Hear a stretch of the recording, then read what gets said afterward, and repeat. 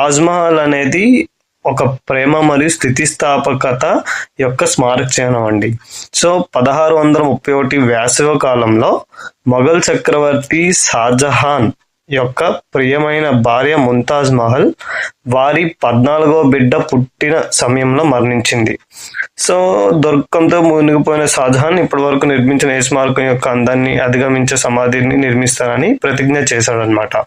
So, ప్రతిజ్ఞ చేశాక అలా తాజ్‌మహల్ సృష్టికి సంబంధించిన ఇతిహాస కథ ప్రారంభమైంది.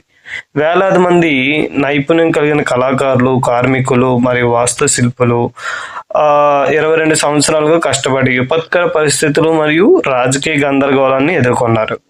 వారి అంకితభావం మరియు నైపుణ్యం ప్రపంచాన్ని ఆకర్షించే ఉత్కంఠభరితమైన అద్భుతానికి జన్మనిచ్చింది. తాజ్‌మహల్ యమునా నది ఒడ్డున నుండి పైకి లేచినప్పుడు అది ప్రేమ మరియు స్థితిస్థాపకత యొక్క